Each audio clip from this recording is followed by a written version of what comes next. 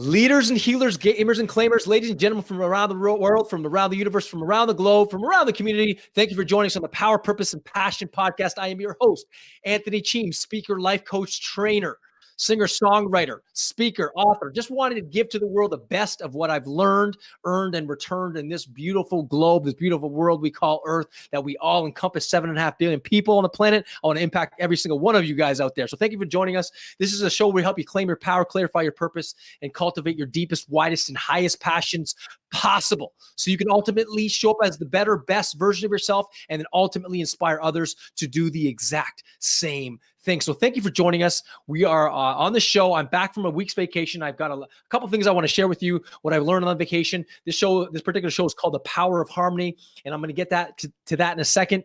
And thank you. I want to introduce my power partner in crime there. They're Cameron Dubé from Chatham. Thank you for joining us. Thank you, man. What's going on, man? Hey, what's up, Anthony? It's actually 2:34 right now. I just looked at my phone real quick. I'm seeing these numbers, man. Call me crazy, but I have a feeling that the universe is conspiring with us constantly and showing us the way, and not even like just giving us exactly what we need in this moment. And it may not always be pretty, but at the end of the day, I do feel this feeling of absolute harmony in my life. So I'm actually really excited to hear about your vacation, about this topic, because, I don't get this all the time, but I have like these moments in my life have been getting bigger and bigger and more consistent, where I have this feeling of absolute like clarity and harmony and I can rest. Like I feel chill. I feel good. Like I'm not constantly questioning. I'm not out of control. And yeah, I'm excited to hear what you have to say about that. Awesome. So thank you, man. Oh, you know what? I went away on vacation for a week in Jamaica with my family, my 2 children, my wife, and a couple friends. We had a great time. I actually went swimming a lot, and unfortunately, I didn't learn from previous encounters with swimming that I have small ear canals that I learned a long time ago. I get swimmer's ear. For the people that have had swimmer's ear before, it is one of the most painful, annoying things that you can get. It feels like you've got this constant earache, headache that it won't go away even if you take Advil and Tylenol, and it ended up turned into an infection, not a huge badly infection, but it kind of counted me out for a few hours during the day, and then I had to take a nap and then take Tylenols and Advil, all this other stuff, and then it got into my nose, so that's why I sound a little bit stuffed up a bit. But the point is that I didn't learn that lesson. So next time I'm going to use my earplugs and I'm supposed to, and I didn't listen to that from my previous experience. But the point is, what I learned all over this past vacation was the importance of getting off the grid. I know, Cam, you did a segment on getting off the grid, and we've had a couple sessions together, me coaching you on the importance of getting off the grid, going on vacation and stepping away from your work for a while to gain some clarity, to let your mind and heart and soul and spirit rest from all that work, prodding along, trying to make your life work and achieve, everything that we want to achieve. But I can tell you right now that my time there, I shut off everything. Agenda, phone was shut off pretty much the whole time. I woke up when I wanted to wake up. I had no calendars, no commitments other than to be in the pool in the sun, walk on the beach, be in the moment, be spontaneous, and live harmoniously in the environment that I was in, fully present. And that's basically what I mean by the power of harmony. And I want to read a quote from a book that I just finished reading. It's a phenomenal book that I finished before my vacation, called Into the Magic Shop. And here it is for people on Instagram and on Facebook. And it's by a famous neurosurgeon named Dr. James R. Dotty. And he's a neurosurgeon from Stanford, and he now works with the Dalai Lama. And but his story, if you want to read an amazing story, this guy's story is unbelievable about how he goes from severe poverty with an alcoholic father and a mom that's basically trying to kill herself, to huge amounts of abundance and rich and creating a life that he wants, to then falling down again as a result of his arrogance, losing all his fortune, losing everything pretty much, and then gaining clarity through that struggle, through that pain, and then gaining deep love and compassion out of that serious struggle, and almost dying in the process of getting in a huge car accident and gaining clarity out of that. So one of the quotes he says is in this book is, he says, and this is from a severe left brain neurosurgeon, scientist guy, top of his class, top guy in the world from Stanford University. He said this: when our brains and hearts are working in collaboration, we are happier, we are healthier, and we automatically express love, kindness, and care for one another. When our heart and our minds are aligned, genius explodes. They've done studies with the mind and heart waves. When the mind and heart waves are aligned, genius and creativity soars. But when the heart and the mind are not aligned, there's some serious conflict that happens with us, and it literally shuts off the genius, wise mind in making things happening and making miracles happen. And I have to say that when I'm at my top of my game, it's literally when my heart is telling me I'm following my heart, and my heart is aligned with my mind and my gut and my instinct, my spiritual, my mind, my emotions, my body are fully aligned and harmonized, that when I'm at my best and things become literally easy, manifesting, creating, producing, designing my life the way I want to design it, it almost happens instantly. I don't want to say happens all the time instantly, but I'm in that state of flow more, that state of zone where I'm able to make things happen, be able to create the life that I want to create, be able to give the things the words come out more naturally. That's why this podcast for me, when I speak from my heart and it's aligned with my mind, the words, the quotes, the energy, it comes out naturally. But when I'm talking about something I just not passionate about, or I just don't, I'm not sure, my heart's closed, then I am not able to speak with the genius and the godlike creativity that I want to be able to speak with. That, by the way, all of us have access to. It's not like I have access to it and only a few people have access to it. We all have moments of genius, of godlike awareness and activity that we can tap into consciously when we are aligned in prayer and meditation, in affirmation, in mantras and incantations. When we're aligning our mind, our spirits, I'm telling you, they're proving this with science. And even in the book, he talked about how, these highly evolved meditators, they were being tested where compassion arises in the brain. And they would put these electrodes on the brain, and these meditators, these Buddhist monks, were laughing. And these scientists were like, why are you guys laughing? And you know what they said? They said, well, everyone knows from our point of view, compassion doesn't arise from the mind. It arises from the heart. It doesn't arise from the mind. And we know from research, the latest research, human beings have three brains: the mind brain, the heart brain, and the gut brain.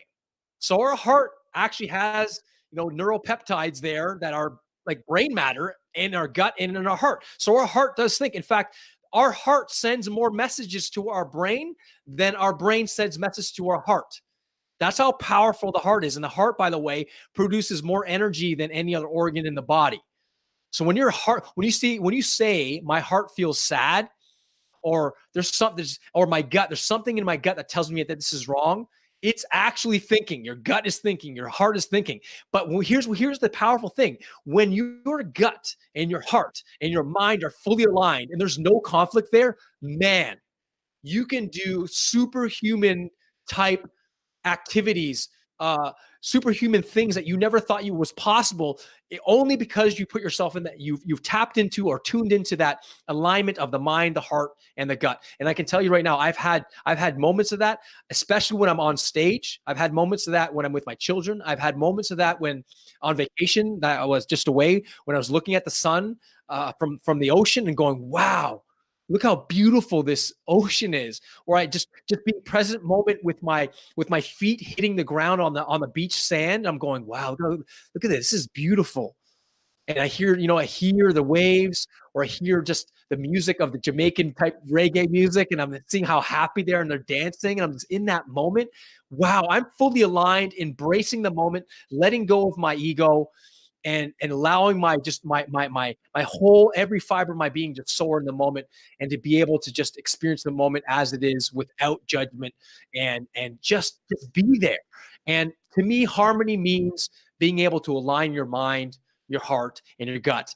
And if there's any conflict with any of those parts of who you are, your mind, your heart, and your gut, I can tell you it's going to be a struggle for you to create things in your life, whether it be creating the body you want, or creating the career that you want, or creating the health that you want, or the relationship that you want. But if there's a discordance between your mind and your heart, there's going to be conflict, and you're not going to be able to manifest the life that you desire.